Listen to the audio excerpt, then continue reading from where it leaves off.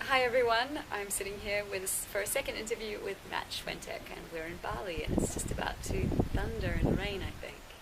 Hi Matt. Hi Olivia, and hi everybody. So questions. So I think one of the major things that was confusing people last time was what we're meaning when we're talking about contraction, because contraction can be used in many ways. Like there's the contraction of pain, there's like the contraction of the muscles during a clitoral orgasm, and so we're taught to pulse our muscles in order to create this orgasm, right? The peak orgasm.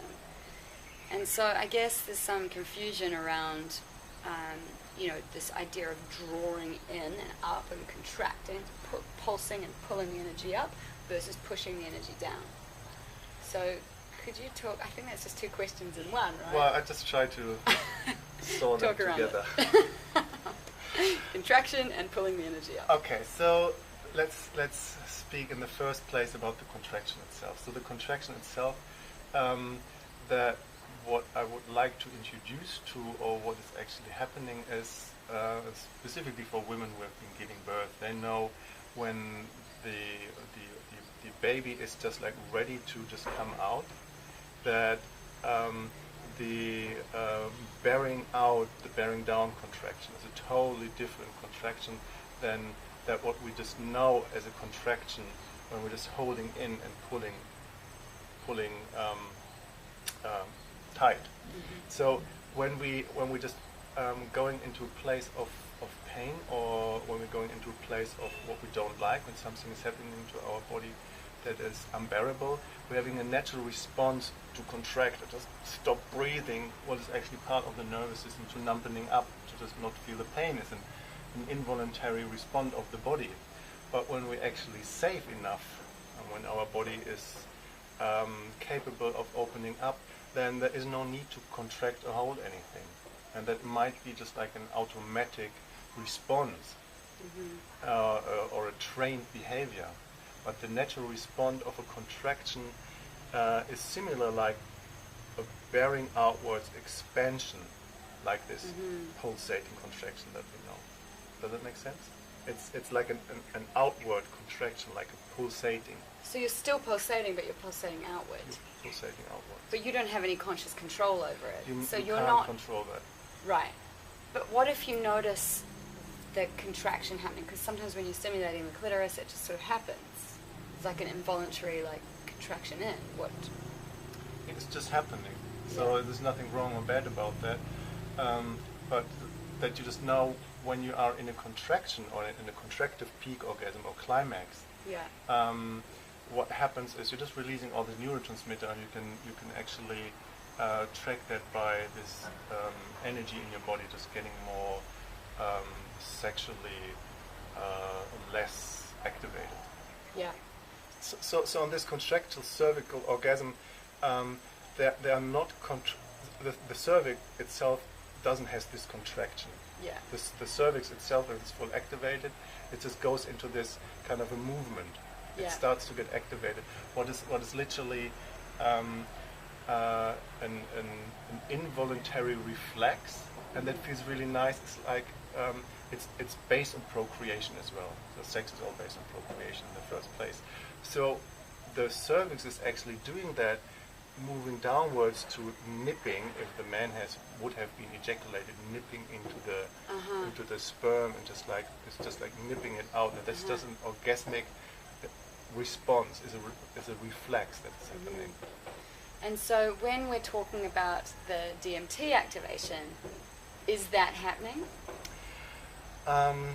Well, it might happen or it might not happen, but it's independently if the cervix or the vagina or the clitoris or anything orgasmic is happening in the body,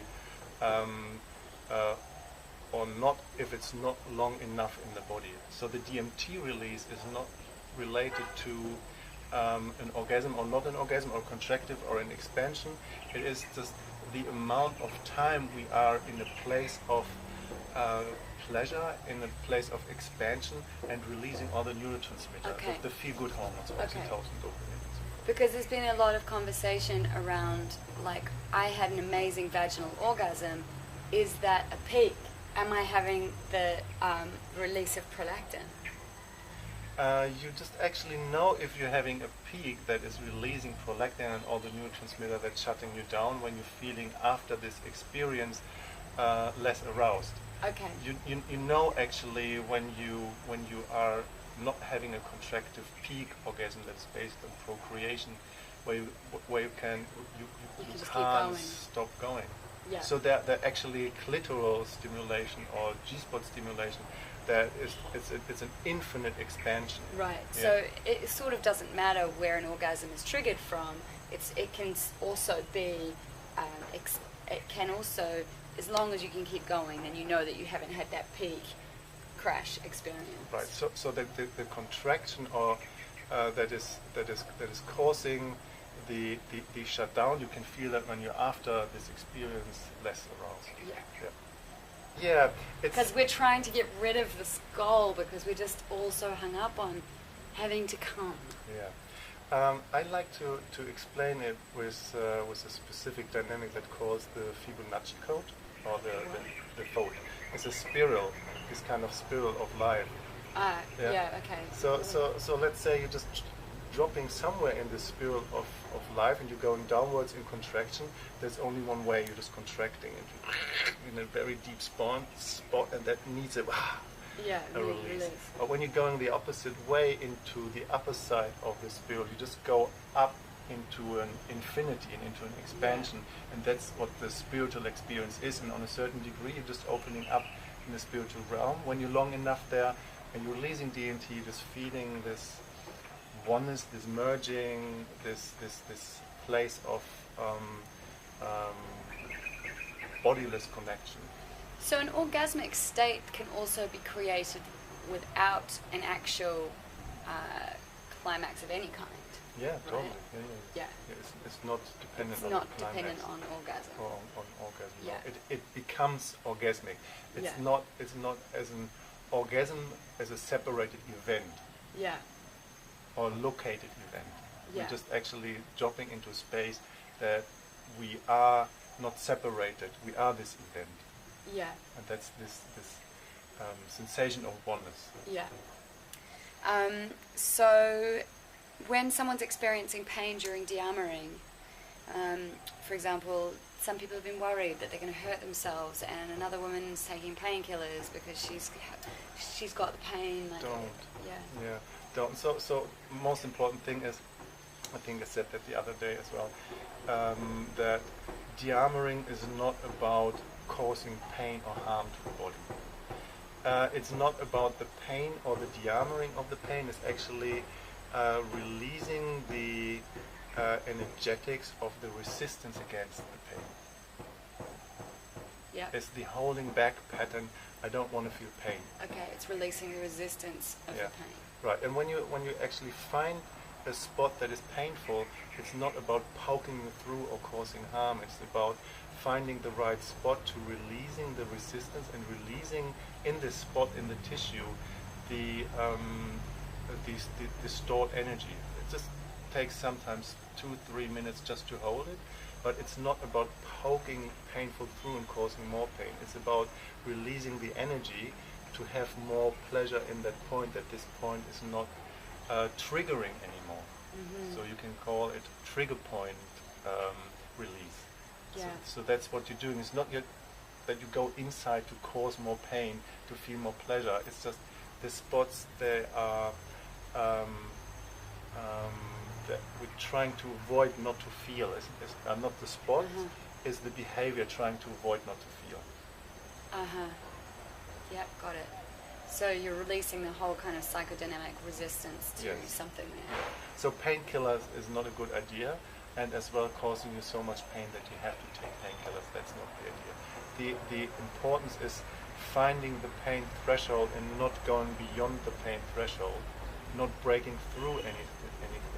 It's about... if you go from 0 to 10 on a pain scale, you should go to 9. Yeah. When you go to 11, your nervous system is contracting, and you go involuntary automatically in freeze and numbness and dissociation. Okay, that's good to know. Okay. Can you talk about the difference, what we're doing here between drawing energy up and circulating energy this way, which is kind of this, versus what we're doing here, pushing the energy down and out? So it might sound a little bit controversial, but there's neither one way right or the other way wrong. So that what we normally know is you just bring this energy up, and you just bring that up into spirit, into the place of unity consciousness through sexual energy. That's the upward way, how you just bring it upwards.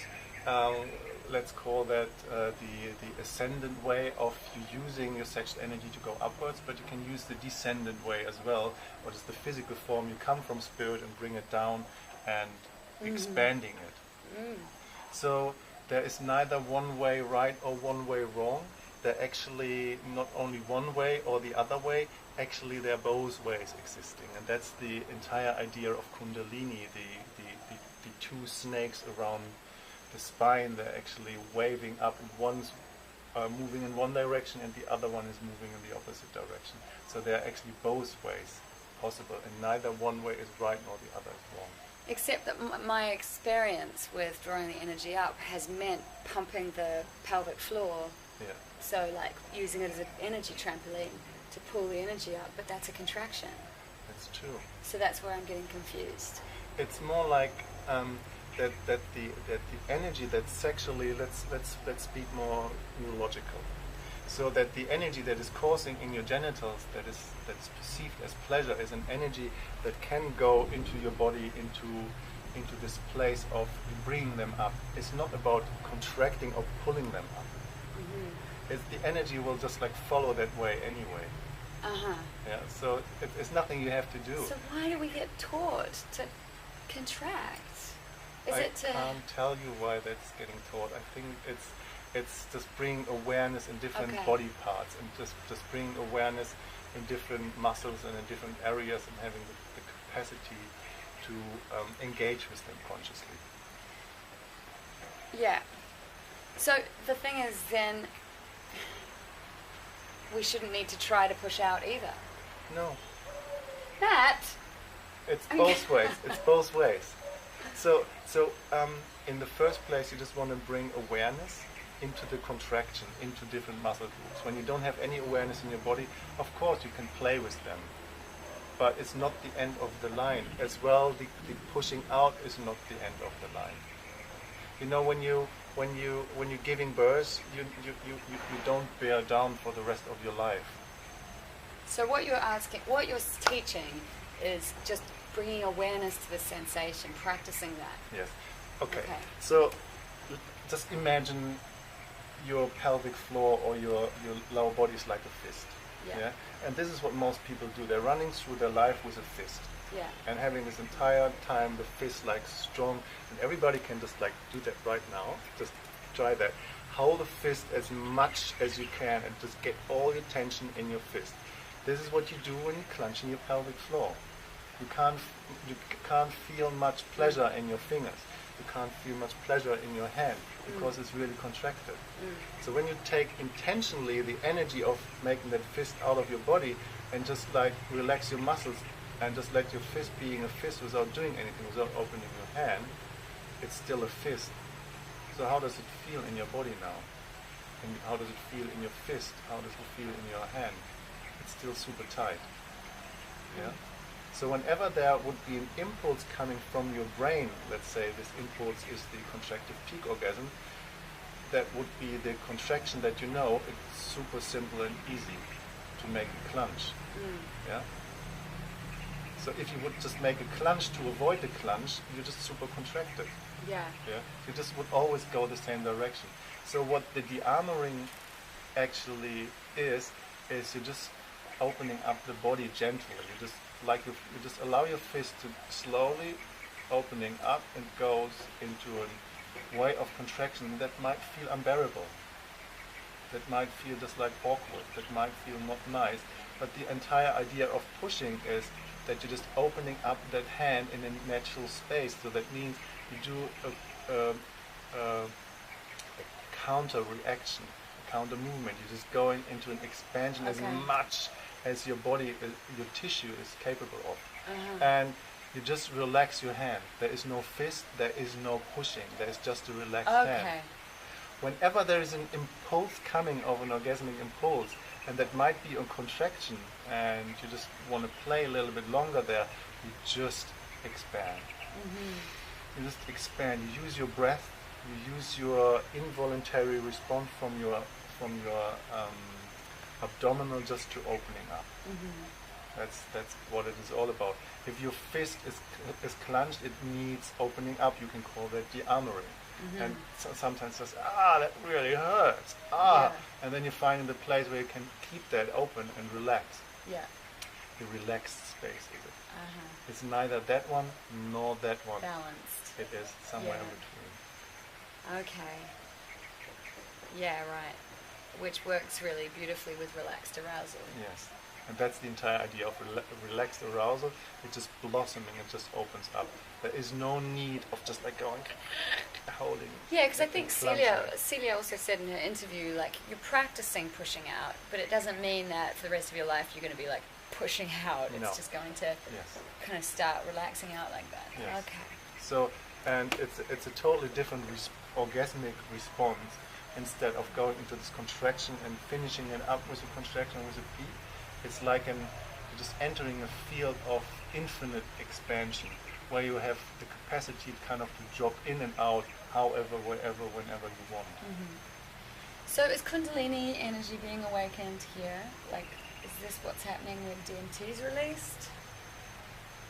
I can't really say if DMT is related to Kundalini. Kundalini is just an experience, as far as I'm aware of, that is based on a specific state of the nervous system. There's a very beautiful lady in New Zealand. Her name is Diane Dixon. I have to research that, but we will probably put that out. She has a webpage, Biology of Kundalini, where she is just like giving this big explanation what's happening in the nervous system. A very brief understanding of Kundalini is, it is when the contraction of your body, all holding patterns, everything that is involuntary clenching or holding, withholding of your energy, and this is getting released. This is a specific part of your nervous system that is opening up and allowing all this tension, all the contraction, specifically in one muscle group in your core muscles, the psoas muscle, to just relax, and all this energy is getting released. And Kundalini doesn't mean that you have to have DMT release, because it doesn't feel very pleasurable. Kundalini. Yeah, some people, they have just like just unbearable experience. They're having this vibration, this shaking in their body all the time, and they can't say that they have pleasure. What you need to release DMT is a natural response of oxytocin, and that's the feel good, the cuddle hormone, the softness, the gentleness, trust, safety. Yeah, you're just open. And sexual energy being aroused is actually part of the aroused nervous system that's similar like Kundalini. It's this when you're just getting kind of shaking and active. Yeah, it is the arousal of your sympathetic nervous system without danger. When you have enough of an arousal, what is all dopamine related in the term of sexuality, and you're having all the endorphins coming from your heart, from your glands, you have enough melatonin and serotonin, everything is opening up in your body, then when you're having a long enough time, and it takes sometimes half an hour or longer. Yeah, I was like, that's not long. Are you kidding? Half an hour? It's nothing. Oh, really? But it needs minimum half an hour to go into 3 hours. Better 5. Yeah. So then, if your pineal gland is not calcified, if it's open, if everything is receptive in your brain, and it's not like the firework that you see when you're on New Year Eve. It's not this big bang as if you're just taking ayahuasca or mushrooms or LSD or or DMT is not this super firework. It's more the subtle energy of an energy field that you are, and that you are with your partner. You become aware of. Whoop.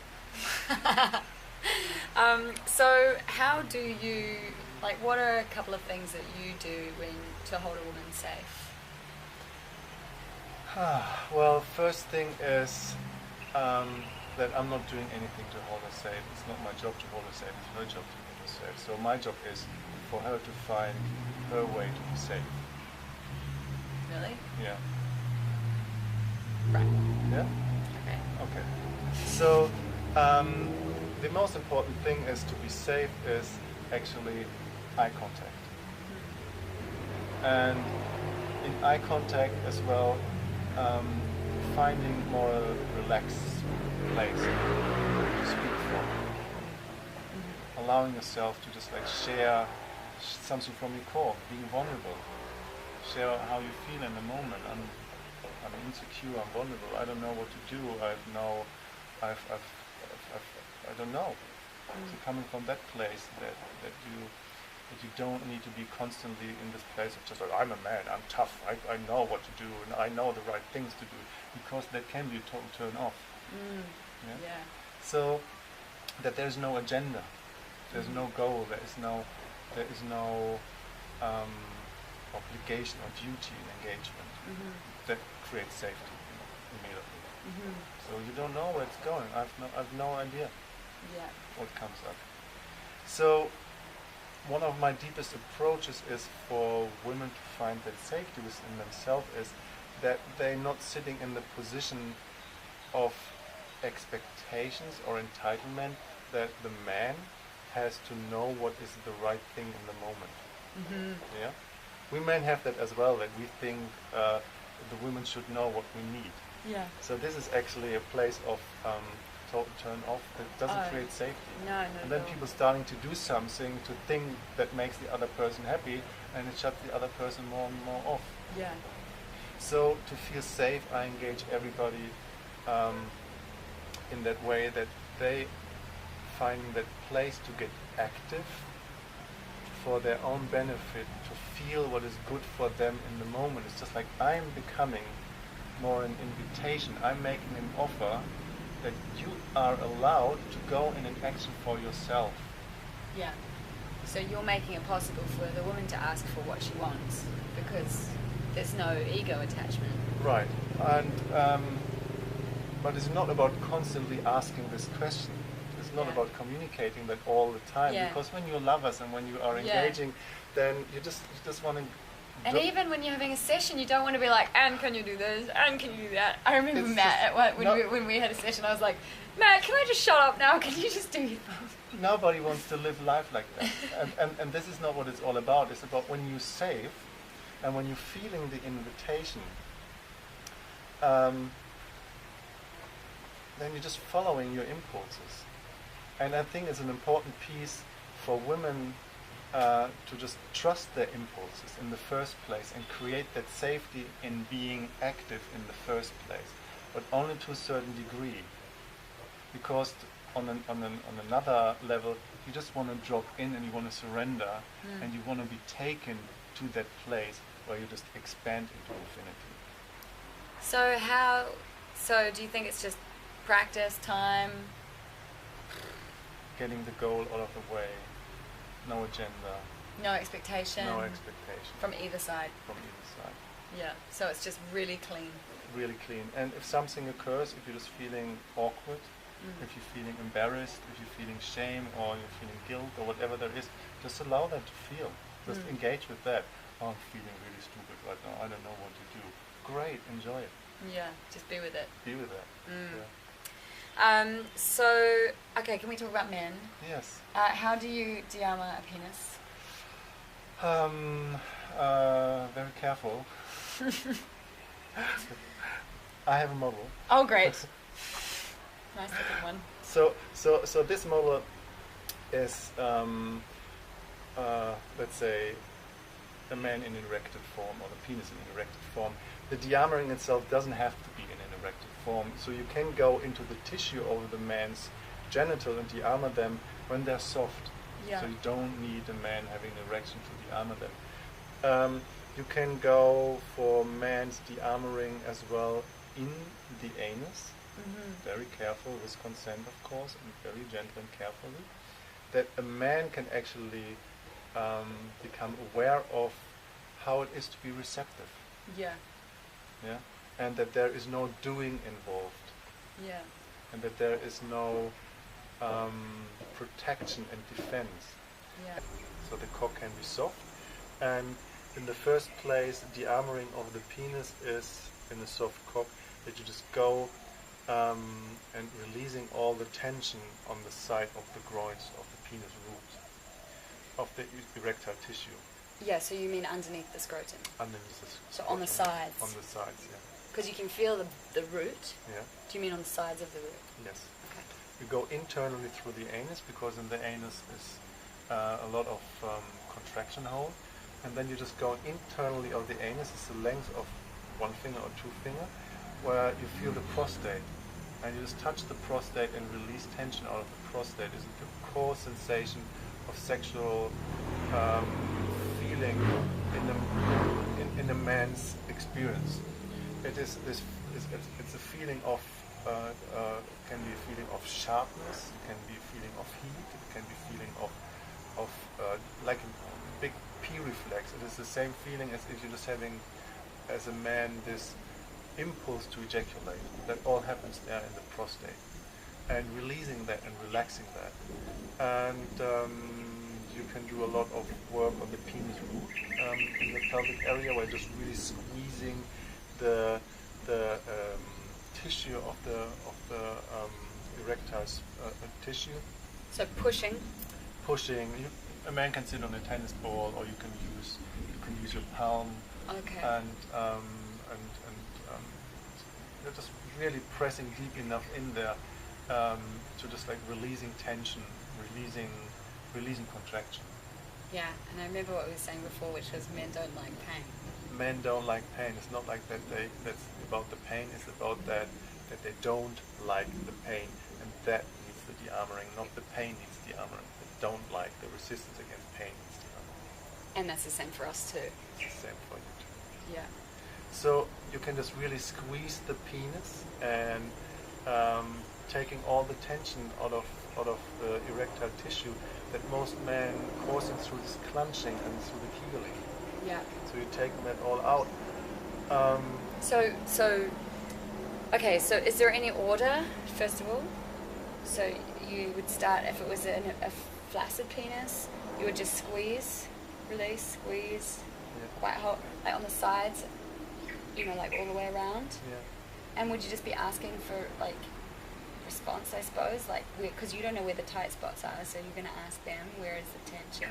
Yeah, it's the same like as if I'm working with a woman, as when a woman's working with a man. You have to be in connection and eye contact, and you just check in. Is it too much? Is it too little? Do you need more? Do you need less? Yeah. Do you want me to hold? And that the person who is receiving this action knows that there is a taking care factor in there. Yeah.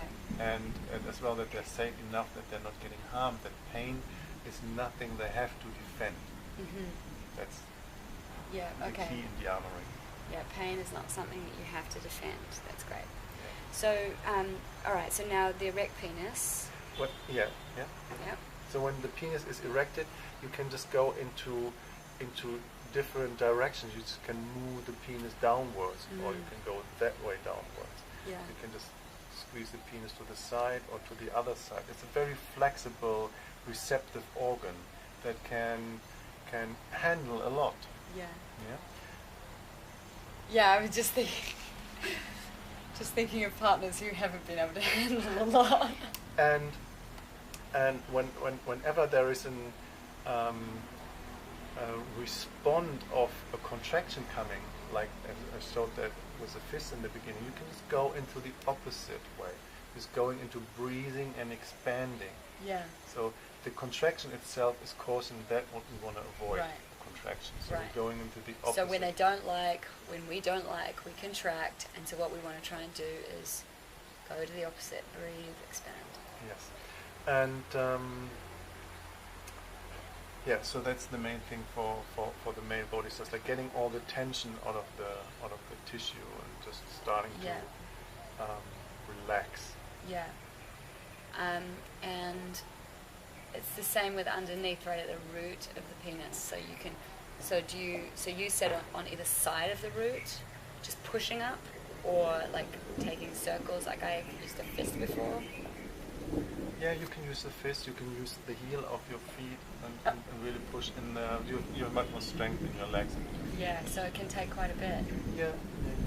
Wow. Okay.